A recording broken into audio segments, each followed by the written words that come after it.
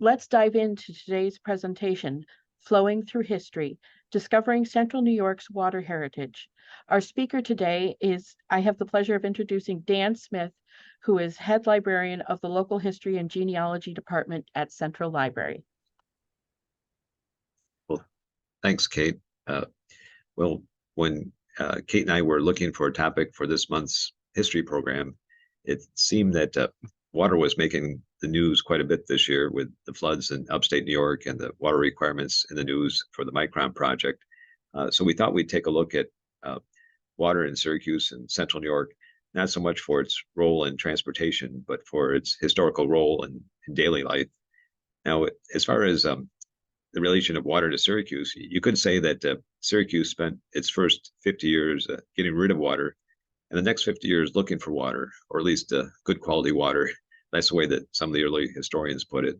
Now, salty water, or brine, is what drew the first Europeans to the area.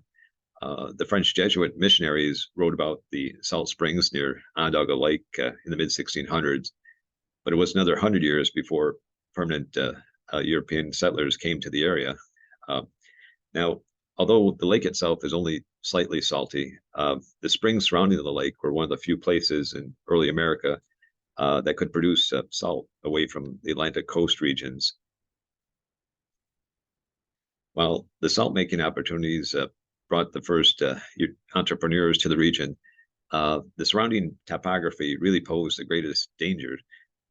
Much of what became the city of Syracuse were wetlands, described by the early writers as a cedar bog, or what was not actually swampland, was fairly soft and damp, covered with hemlock, cedar, and tamarack trees. Now, with these conditions, the area also became known for bilious fever, or what we call today malaria, and other diseases that are associated with wet, humid, mosquito-infested locations. So as a result, most of the early settlers went to the highlands south of Syracuse, mainly Onondaga Hill and Onondaga Valley. Now, these areas grew first, and it looked early on like they would become the main settlement, with the major roads like the Seneca Turnpike and even the county courthouse located there. However, the lowland settlers persevered, and gradually the hamlets of Salina and Syracuse incorporated as villages by the mid-1820s. They were already becoming commercial and population centers, primarily because of the salt industry, as well as the opening of the Erie Canal. Now, in those years, the residents mostly relied on nearby streams or hand-dug wells for their water needs. Onondaga Creek also became a source for water and power. In 1805, there was a mill built on Onondaga Creek near Genesee Street, and a large mill pond filled what's now Armory Square. You can see in this map that mill pond even covered, caused Clinton Street to take a slight turn there from north-south, and the mill was located more northerly in the map near Genesee Street. This little later map shows the village of Salina in the north, and the area that was the city, or the village of Syracuse at that time, with the Onondaga Creek meandering to the lake, and a lot of marshland there just south of the lake. Now, both Salina and Syracuse had only a few hundred residents in the early 1820s, but by 1830, Syracuse had grown to more than 2,500, helped mostly by the location of the canal. By the time the Syracuse section of the canal was completed, there was an effort to reduce the size of the lake and reclaim that area just south of, on the south end of the lake. In 1823, they opened up the northern end of the lake. The channel was deepened and the lake lower level was lowered. So more land became dried out on the southern part. In this map, the dotted line in the middle of the screen there shows the original boundary of the lakeshore, and that's Hiawatha Boulevard going east and west on the map. Still, much of what became downtown was uneven, with so many hills and bogs that the road from Onondaga to Salina was considered almost impassable until after June, till it dried out. Now, even in those early years, the growing villages knew that they needed to find a reliable water source. There was a public pump located in Clinton Square and a stone well in Hanover Square, but those were the only two public facilities. Now, in those years, it wasn't unusual for governments to franchise private parties to construct and operate what we consider today municipal improvements. This was common with road building, like the corduroy and plank roads that were popular in those days, and in this case, also the water supply. Now, in 1829, the village of Syracuse conveyed the right to Oliver Teal to create and operate a public water system for the village, and he's considered by most to be the founder of the Syracuse water system. He was born in Connecticut in 1788, and he was the son of a Revolutionary War veteran who moved his family to Manlius in the 1790s. Oliver was really one of the early entrepreneurs, and he tried his hand at various businesses, including running a tannery and a lime kiln. He speculated in real estate and built quite a few water-powered mills. And during the War of 1812, he raised a company of soldiers to defend Oswego, and after that, it was known as Captain Teal. Now, with his building experience, he was given a contract to construct the middle section of the Erie Canal, and he served as superintendent of the Syracuse section for several years. He relocated to what was then called the village of Lodi. This is just east of downtown, roughly where Erie Boulevard today meets Lodi Street. That was its own small village in those years, and he built a house on what's now Beach Street near Erie Boulevard. Now, the house stood there until the early 1990s with some modifications, but you can see the original there. Now, he was quite a public-spirited individual. He opened a school and founded a savings bank, and he favored many of the reform movements that were popular in the day, including temperance and the abolition of imprisonment for debtors and the rights of married women to own property apart from their husbands. He became a vegetarian late in life, and Teal Ave, not far from his home, was named for him. Well, despite this, there really wasn't much movement in developing a water system, but some events during the 1830s really brought more attention to the issue. There was a cholera epidemic in 1832, and 2 years later, a fire wiped out the buildings along the canal between Salina and Warren Streets in the center of the village. So in 1841, Teal got approval to raise the rates he could charge for supplying water, and it justified really getting serious about building the system. You could charge $10 a year for individual homes and $40 a year for taverns. Now, the first pipeline was laid near the canal along Almond and Fayette Streets, primarily to serve as a water supply to fight fires in the village center. The pipes were actually bored out logs, and the line was soon extended from the canal area to a spring up by Gertrude Street and Hawley, and at the lower end of James Street Hill. There was a reservoir built to contain the water. Now, iron pipes didn't come into use until the 1850s, and these wooden pipes still turn up occasionally when the DPW or construction crews are working in the downtown area. This is the first reservoir that was in use, and it was only 6 or 8 feet in diameter, and it was still visible in a backyard on Fountain Street until the early 1900s.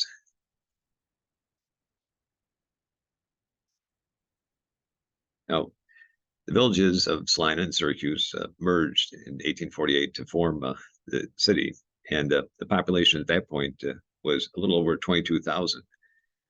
Syracuse finally got serious about cleaning up the nuisance ponds and bogs downtown, and they filled in the mill pond with dirt removed from Prospect Hill, where St. Joseph's Hospital is today. And the Syracuse Waterworks Company was incorporated year after that, and Albert Teal was president. But soon the demand for water outstripped the ability of those early springs to supply the needs for the new city. So springs were located at southwest of downtown on the area now that's Rainer Ave and Stolp Ave, and a reservoir was built near Crosset Ave, and this is a early photo of that reservoir. In the background is the city at that point.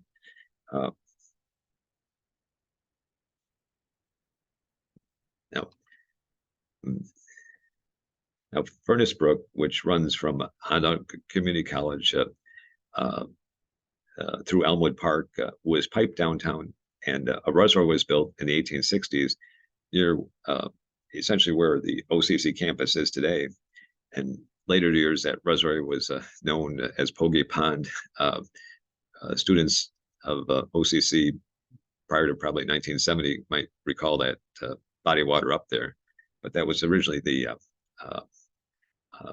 one of the city reservoirs to feed water into downtown. Now, Onondaga Creek also became a source of water officially in the 1870s, and a new pumping station was built about where Cortland Ave is, and that pumping station is in the background of the photo here. And a reservoir was constructed in the late 70s for the reservoir for feeding the city. It was named the Wilkinson Reservoir, and it's really probably the most visible remnant of the original system. This was one of the pumps that was in that pump house there. It was built in Western New York.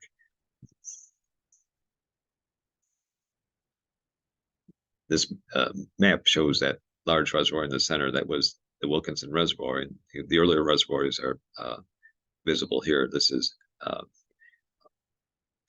you're across it, across the street. The most visible survivor of this early system is Hiawatha Lake in Onondaga Park. You might recognize the bandstand, and so now it's a park area just southwest of downtown. Now, some of the other remnants of the early system became kind of attractive nuisances until they were drained and filled in. This 1902 article ran in newspapers across the state about the sea serpent that was spotted in the old reservoir. It says 300 people spent the greater part of last night at the old Crosset Reservoir watching for the sea serpent that has been seen there recently. Several of the youths had revolvers during the evening and shot many times into the water. Others kept large bonfires blazing on the bank. The sea serpent, however, did not appear. Well, the next few decades had Syracuse's population more than doubled, so that by 1890, there were close to 90,000 residents. However, during the 1870s and 80s, there was a growing dissatisfaction with the quality and supply of the water, both because of the taste and the bacterial levels in the water. Another factor was the lack of pressure in the system, not enough to feed the fire hydrants in many places. Well, around those same years, there were frequent outbreaks of typhoid fever. This article describes an outbreak up at the state school, near Burnett Park. There was a lot of agitation in the city to either change water companies or begin municipal ownership of the water system. In 1886, there was a public referendum for municipal ownership, but that was defeated. However, Mayor Kirk asked the state legislature for permission to form a panel of water commissioners to explore options for a new water source. And the commissioners looked at 11 possible water sources. Some of the choices were Onondaga Creek, which by that time was becoming kind of more polluted because of the population, the industries along the shore. They looked at Tully Lakes and Seneca River. They checked out Oneida Lake and Casanova Lake. They looked at Atisco and Skaneateles, and they even thought about Lake Ontario and the Salmon River. But after a lot of analysis, the commissioners settled on Skaneateles Lake as the best option, both based on its low bacteria content and organic matter, and the lack of high mineral content, which was important in those years that depended on steam power, and lack of minerals would keep the machinery running without buildup of scale in the mechanics of the systems. Now, in 1889, there was another referendum, and the Syracuse voters this time went more than 90% in favor of a city assuming control of the waterworks and choosing Skaneateles Lake as the water source. There was opposition from mill owners along Skaneateles Creek, and the State Canal Board objected too, because the lake was used to keep the canal level high at, during some parts of the year. But the real challenge was one of engineering, mainly because Skaneateles was 20 miles from Syracuse. Although the elevation of Skaneateles Lake is about 400 feet higher than Syracuse, the route crossed a lot of ravines and hills, and this diagram shows some of those variations in elevation between the lake on the left-hand side of the screen and Syracuse at the far right. The remarkable feature of the route that they plotted was, and the conduit that they built, is that it's entirely a gravity feed system from Skaneateles to Syracuse. It doesn't require pumping, at least to that point. The chief engineer on the project was William Hill, and he went on a few years later to oversee the New York City aqueduct system in the Croton Dam area. The pipeline from the placement of the intake pipe at the lake until the completion of the conduit took only 3 years and cost just under $4 million, and that's in 1894 dollars. So some of the challenges can be seen in these photos. This area is near Marcellus. Some of the sections they referred to as the Alps because of the topography and the digging that was required.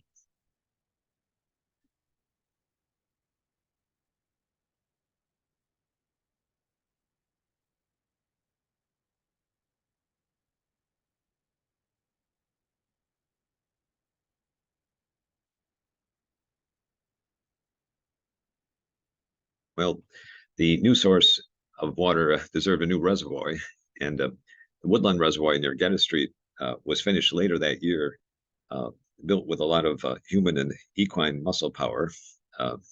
This is a photo of its construction. They brought crews of African Americans from the South.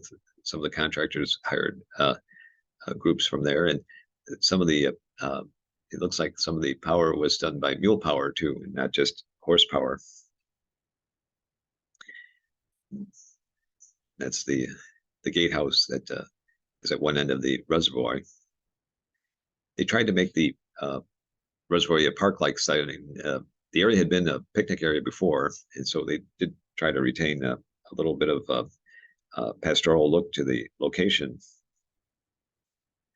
Well, this later shot from probably the 1940s has a round building to the left there that's a standpipe that, as the city started building on the hillier areas, it required some pressure to keep the water levels to those higher locations. And that was, at that point, they had to install a standpipe.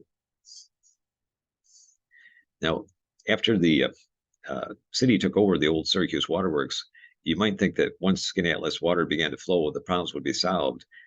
However, the old waterworks company only had 2,700 customers in a city of now at this point roughly 95,000 around 1890. Still, most people were on privately owned wells and pumps, and the map shows the locations of the pipelines that existed, and the red lines are the pipelines and water mains, and you can see several locations, and many streets didn't have pipelines in their vicinity.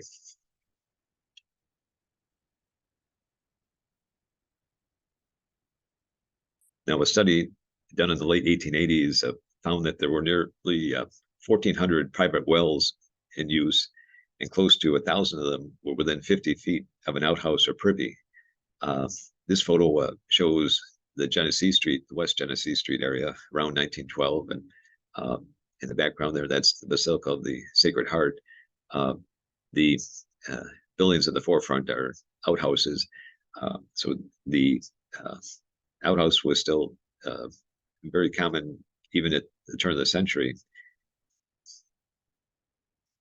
Now, around the same time, the purity of ice became a concern. Ice, of course, was vital in those years before mechanical refrigeration, both as for cooling and for food production. It was delivered to home by various ice vendors. The sources of the ice were the concern about safety.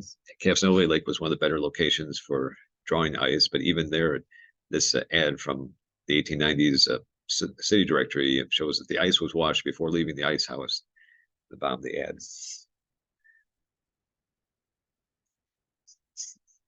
Something that was surprising to find was the popularity of bottled water back then. It was sold mostly to hotels and private homes, probably more well-to-do private homes. And some of it was bottled in Dorwin Springs in the valley, and some came from the Great Bear Springs in Fulton, like this particular bottle. Now, these were brought to homes by vendors too. Home delivery was, of course, very popular at that point.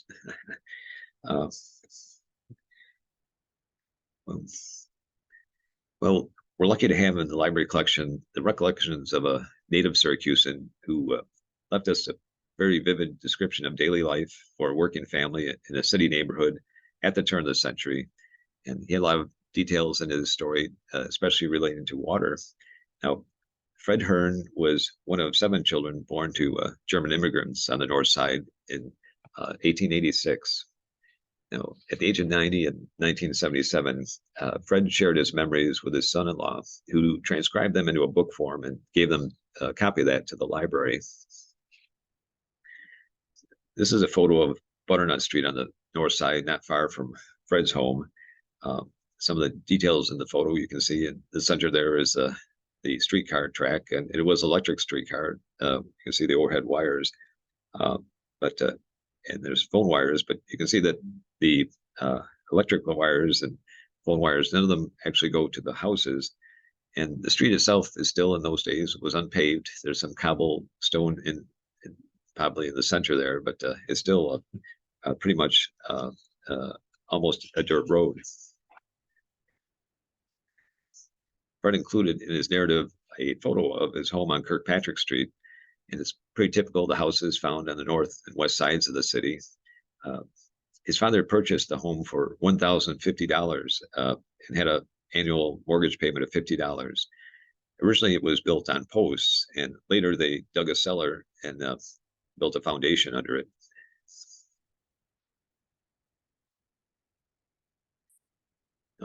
Now, this page from the 1892 Atlas gives you an idea of the open area on the north side, the fringe area of the city at that point. Fred's home is in the top section of this map, where just about where that word ST is, those letters there. And to give you an orientation, that third North Street is Grant Boulevard today. Those streets that mark St. Anthony and St. Francis were part of the Franciscan convent grounds, and that's where Grant Middle School is today.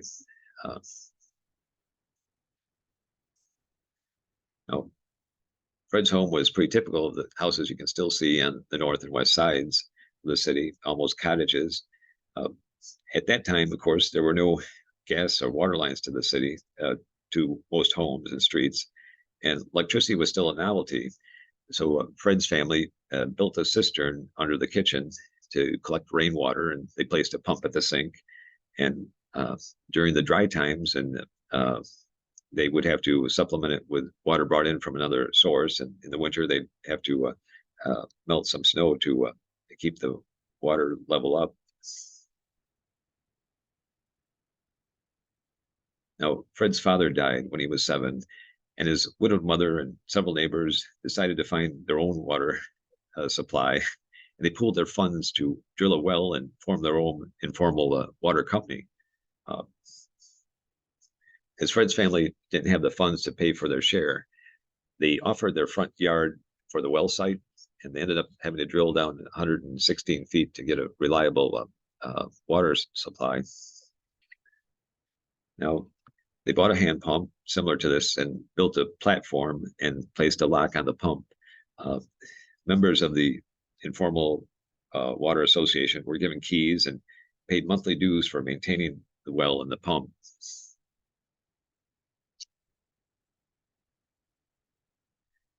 Of course, the water was still not piped into the house, and people had to come and fetch it. Fred describes how their home became kind of a social gathering place for the neighbors as they came to get their daily water supply. Well, just as there was no water service, there were no sewer or septic systems yet at that point, and the outhouse was still commonplace even as late as the teens. Sanitary sewers were often built later than the water mains, and Fred goes into detail on how these facilities were serviced. There was a dedicated business to clean outhouses. These ads are from a city directory from the 1890s, offering cleaning of vaults and cesspools. So the function is something similar to a septic service today, and there were even specially built wagons with large buckets and cranes to help clean out the privies and the outhouses, which Fred says had removable boards in the back, and it must have been a really rough job, to put it lightly, to have done that. Now, Fred was the youngest in the family, and he was often drafted to help with the laundry. And the wash tub doubled as a bathtub for the kids until they were too old to fit in it. There, of course, were no water heaters, and most cook stoves in those days had a water reservoir on the side for warming, along with the use of the kettle. This diagram shows the multifunction that could be found on the stoves of the day. It's definitely a versatile appliance, and even if it required high maintenance. Now, of course, homes had water pitchers and basins, and more modern homes would have had plumbing fixtures, but they were definitely not universal by that time. And it's what's interesting that privately operated bathhouses were quite popular in the late 1800s and even into the early 1900s. The fanciest of these was the La Concha, opened in 1886 downtown, just next to St. Mary's Church, or what's now the Cathedral of the Immaculate Conception on Jefferson Street. This is an ad from one of the publications of the 1890s.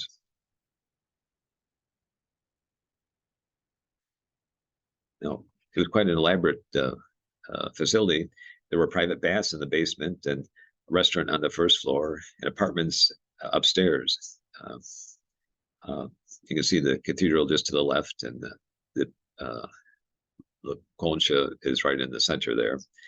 It closed in the early 1900s, and the building was torn down, and the space allowed the cathedral to expand. Now, Fred describes going to a much humbler facility by the salt yards near Spencer Street.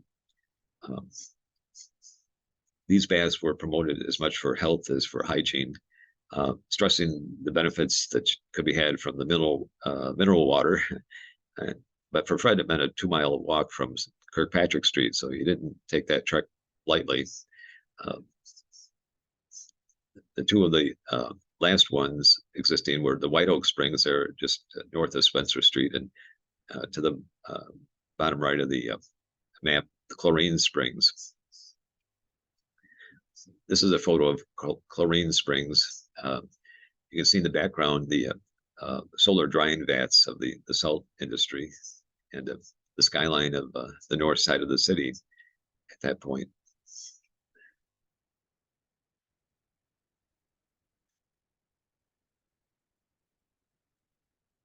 This is White Oak Springs. The bridge there is Spencer Street. White Oak Springs is just to the right of the photo, and the other buildings are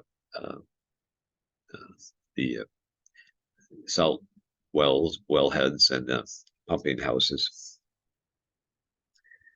Now, these facilities really came on hard times in the early 1900s, and although home plumbing was really becoming more common, the city thought it was important to purchase White Oak Springs, and they turned it into a public bath.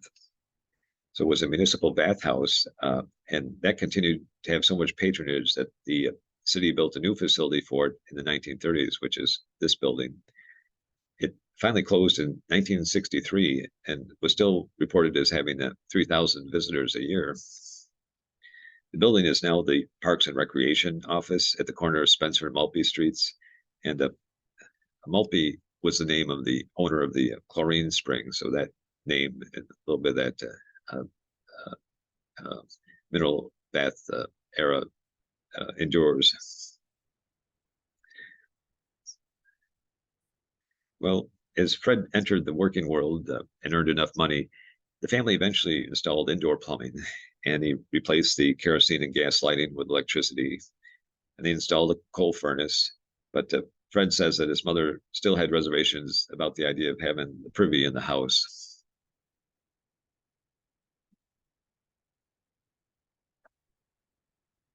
Well, the Hearn home on Kirkpatrick Street remained in the family for about 80 years, and this is the house today on Kirkpatrick Street. And Fred grew up to serve in World War I, and he had a career as an accountant in Cleveland, Ohio, and passed away near his daughter's house in Delaware, and in 1987 at the age of 101. So it must be his early life it didn't affect his longevity. Now, as far as Syracuse, the population of the city had grown to more than 180,000 by the mid-1920s. And these were years of expansion as the city added made the fringe areas for annexation to the city itself. This map shows the different dates of portions of the city being annexed, with the village in the center and the village of Salina just to the north, and then just to the right of the village would be the village of Lodi, and then those other sections were added later. In the 20s, the largest additions were Eastwood and the Valley. The water system was really a selling point for annexation, and one factor was that the city death rate dropped by almost 50%, from 20 deaths per thousand to less than 12 per thousand by 1900, and that was attributed mainly to the better water supply. Now, even the reports of the day promoted the availability of good water. And this is a picture of the fountain down in front of the public library on Montgomery Street. It says that there were 12 other fountains like this in the business section of Syracuse, which of course would only operate from early spring until late fall. Now, 2 more conduits were constructed from the lake, and additional reservoirs were built to serve the city needs, including the Westcott and Morningside reservoirs. Now, although today the EPA standards have required modifications to the reservoirs, and they have to have ultraviolet treatment of the water, Skaneateles Lake is still of such a quality that Syracuse's system is one of only 7 large city systems that isn't required to have filtration to meet the new standards.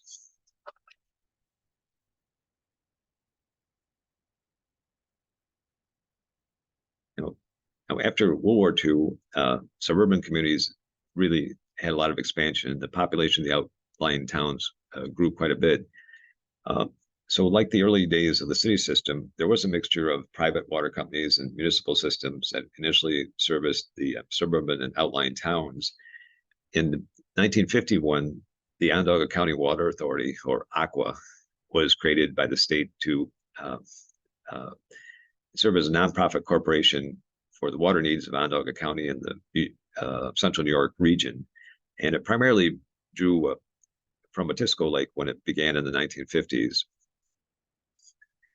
Well, 10 years later, in the early 60s, the Metropolitan Water Board was formed to bring Lake Ontario water for use, mainly in the northern suburbs, and to supplement the city when it was necessary. This map shows a diagram of that pipeline that was made in the 60s to bring the Ontario water southward to the northern part of the county and to the city. Well, the water systems of Central New York have really come a long way since the days of buckets and dippers. I imagine one mark of success is when children choose your logo for a costume theme, and this girl is all set for Halloween. And I want to thank you for watching, and if there's questions, we can try to answer some of those. Thank you. Yes. Thank you, Dan. Mark is asking if there's a group who likes to get together to study this and share info and history. We do try and run a program the second Friday of every month at this time that's related to the local history of the greater Central New York area. So I'll make sure you're kept in the loop.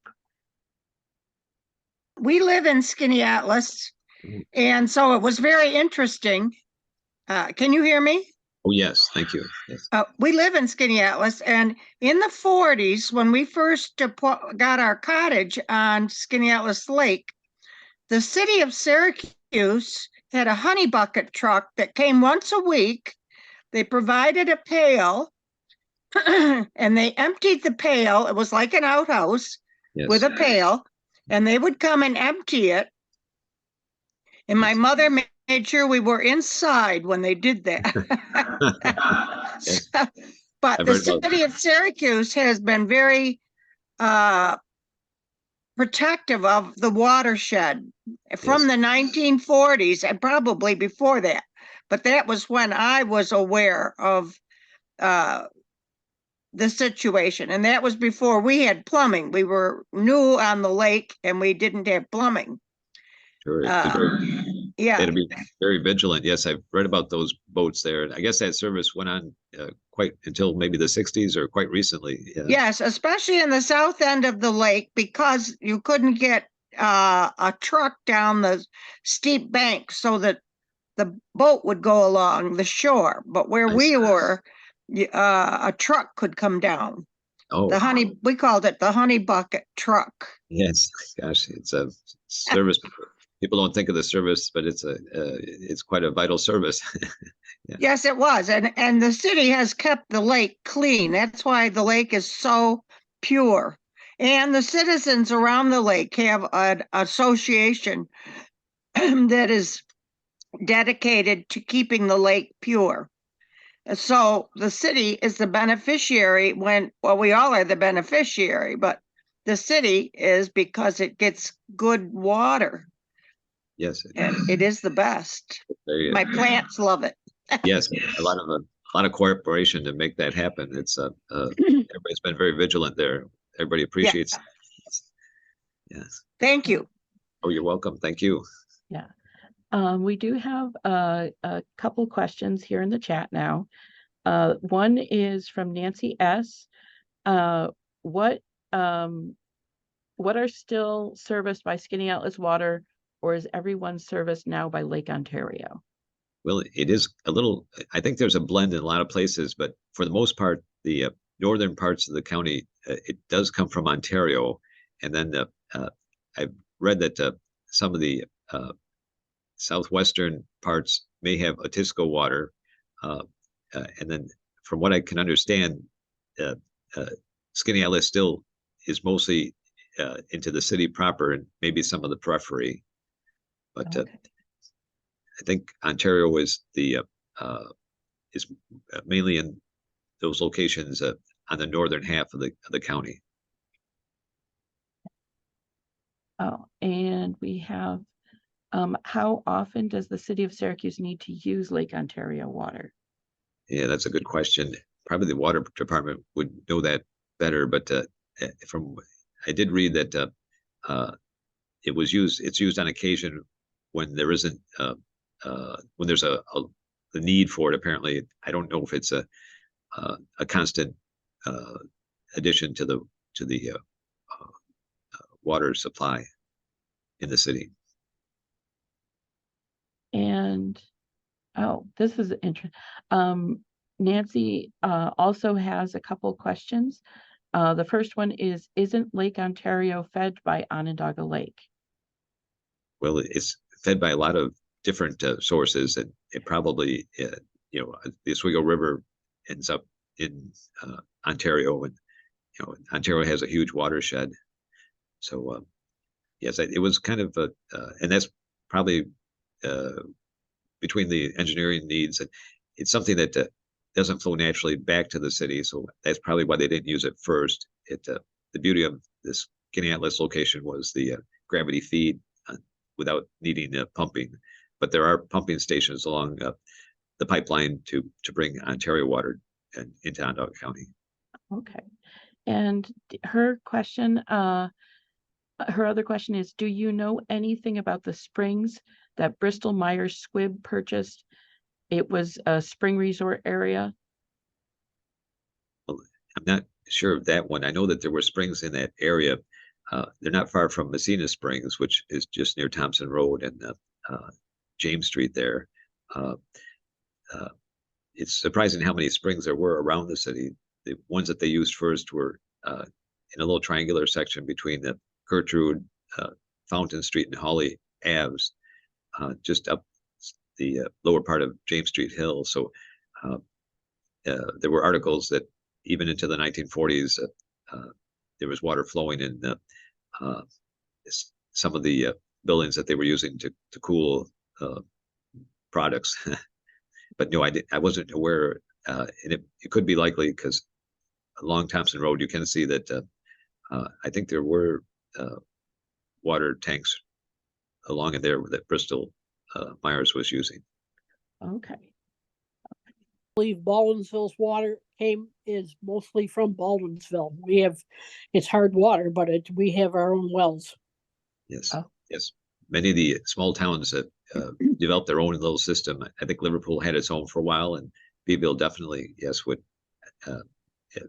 had their own little. There was something like over a dozen that were existing around the time Aqua was formed. Are there any other questions or comments?